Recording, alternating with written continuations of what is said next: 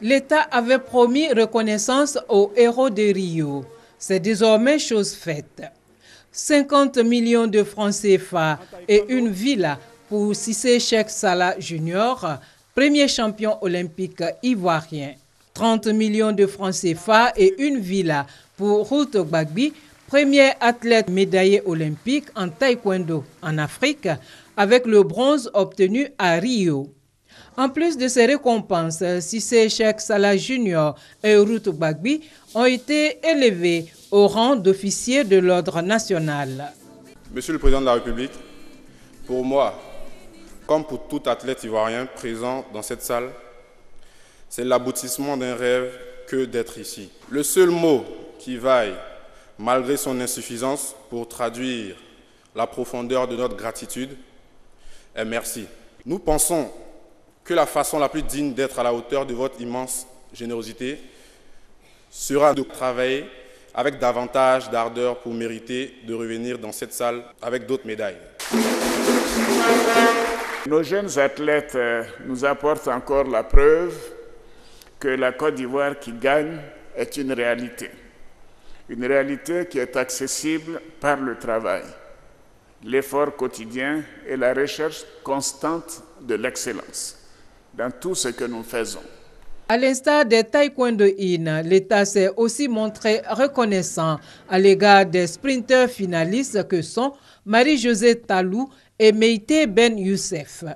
En plus d'une élévation au grade d'officier de l'ordre national, la première a reçu 20 millions de francs CFA, soit 10 millions par finale, et le second, 10 millions de francs CFA.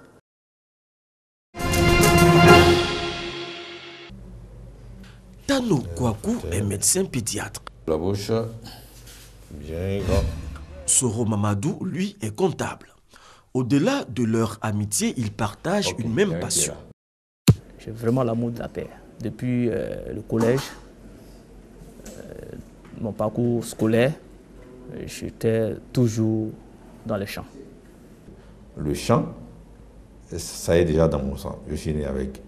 Et puis, étant fils de planteur, bon, avec nos parents au village, on est toujours partis au champ. En dehors de leurs activités principales, Soro et Tano ont décidé, il y a de cela 1 an, de créer ensemble une plantation de bananes plantées. C'est venu même du fait que sur le marché, on s'est rendu compte que tout devenait cher. Et surtout les denrées alimentaires prisées comme la banane et le manioc. Donc je nourrissais déjà ce projet-là. C'est vrai.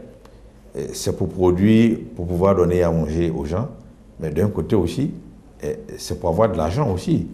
Mon premier contact était avec le Dr Traoré du CNRA. C'est lui qui m'a conseillé de croiser M. Kanga, qui est déjà un monsieur qui a été formé par la FIRCA, aujourd'hui qui est très doué dans la culture de bananes plantées. C'est à 70 km d'Abidjan, dans le département d'Agboville, que nous retrouvons Soro et Tano. Tous les week-ends, c'est dans leur plantation qu'ils vivent leur passion. On a pour ambition de créer une très grande plantation de bananes. Donc on a commencé avec 8 hectares. Aujourd'hui sur le marché, le régime coûte au moins 3 000, 4 000, 5 000. Et si on vend 15 000 régimes, multiplié 4 000 par 15 000 régimes, vous voyez ce que ça fait? Donc ça fait déjà la marge entre un fonctionnaire qui ne veut pas travailler au champ et puis nous. 8 hectares de bananes plantées. Bon pour un début, mais pas assez au regard des ambitions affichées par les deux amis. Ce samedi, ils ont rendez-vous avec Kanga, leur encadreur, pour l'achat de rejets de bananes plantées dans le but d'agrandir leur plantation. Nous sommes là encore pour les rejets. Voilà, nous avons besoin des rejets de 3 hectares. D'accord. Voilà. Ok, il n'y a pas de problème. Pendant que Soro et Tano retournent à leurs travaux champêtres, Kanga, lui, se relance dans ses activités de production de rejets de bananes plantées. Il est encadré par le ministère de l'Agriculture. Bonjour, comment vas-tu? Oui, bonjour. Ça se passe bien? Oui, ça se passe bien. Le CNRA dispose des plans à haute productivité. Donc ces plans-là, il faut les mettre à la disposition des producteurs en toute saison pour aller à la contre-saison.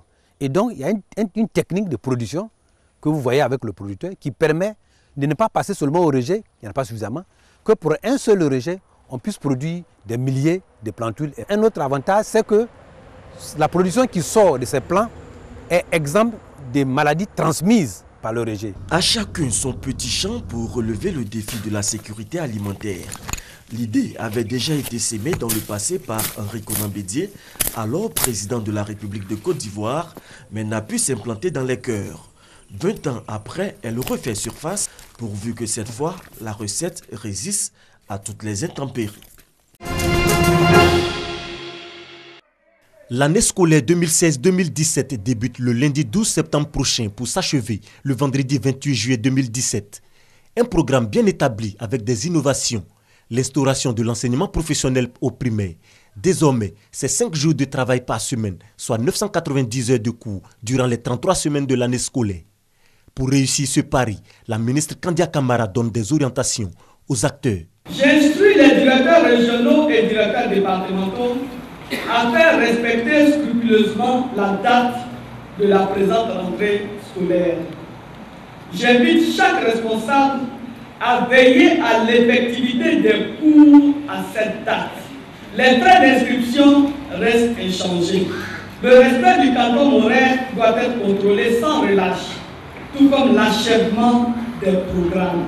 Dans nos structures respectives, vous devez mettre l'accent sur la salubrité et veiller à la protection de l'enfant et plus particulièrement de la petite fille. Ils sont donc mis en mission. Des collaborateurs satisfaits déjà du travail abattu affichent leur engagement. Nous sommes les soldats de l'éducation nationale. Donc toutes les orientations données par Madame le ministre seront exécutées au pied de la lettre. Faire en sorte que les élèves bénéficient de beaucoup plus de temps d'apprentissage, c'est une très bonne chose et nous ne pouvons qu'applaudir. La réussite pour tous dans un système scolaire de qualité, c'est le thème de l'année scolaire 2016-2017. Ce rendez-vous de la communauté éducative a enregistré la présence de plusieurs membres du gouvernement. Tous ont promis contribuer au rayonnement du système éducatif ivoirien. Des véhicules reçus dans le cadre du CDD ont été remis à cette direction régionale de l'éducation nationale. La célébration de la Tabaski, c'est dans quelques jours. La campagne est donc ouverte dans la filière bétail. Nous sommes à Pangon, l'une des frontières ivoiro-maliennes. Les camions ravitailleurs de marché de bétail en provenance du Mali arrivent au compte-gouttes. À Pangon ici, on paie dans la brousse et puis on revient dans la ville pour revendre ça. Comme ça là, je paye ça à 26 000. Peut-être d'ici le soir, quelqu'un vient ajouter 2 000 francs, je prends. Les années passées, on faisait 100 camions ou 150 camions. Mais aujourd'hui, vu la difficulté, on n'arrive même pas à faire 60 camions ou bien 50 camions. Cette morosité impacte déjà les prix des bêtes. Les dépenses que nous faisons, c'est ce qui fait que ça devient cher. Avant, les moutons mangeaient les herbes, mais maintenant, on les garde, puisque il y a la crise au nord du Mali. Diarra Moussa, lui, soutient qu'arrivé en Côte d'Ivoire, les prix des bêtes évoluent d'une ville à une autre. Il y a beaucoup de prix, il y a 50, il y a 55 000, il y a 70 000. Il y a gros moutons, 150 000 sont desarcés bokeh, soit yamskoro. Gros moutons, c'est 200 000. Cette hausse de prix est due à des difficultés au niveau de la chaîne d'approvisionnement. Il y a la guerre chez nous, au nord. Voilà pourquoi aujourd'hui les gens sont déplacés, aller vers Sénégal, aller vers Niger, et puis ils sont rentrés un peu en Mauritanie.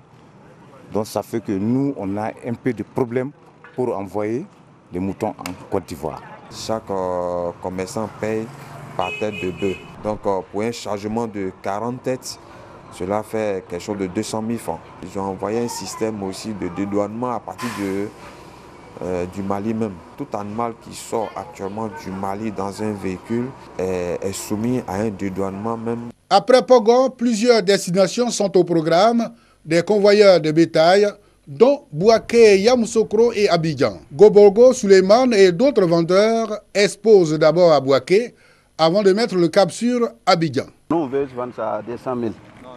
200 000, 225. Abidjan, là, on va chercher ça là, au moins 300 000 ou bien 250. Le premier mouton que j'ai choisi, on me parle de 300 000. Le deuxième mouton, on me dit 150 000. Moi, j'ai acheté un mouton l'an dernier à 100 000 francs. plus costaud que ce mouton qu'on m'a produit à 150 000 francs. Je trouve que le marché est trop cher. La situation de crise au nord du Mali, on peut donc le dire, entrave le bon fonctionnement de la filière bétail en Côte d'Ivoire, malgré les efforts consentis par le gouvernement.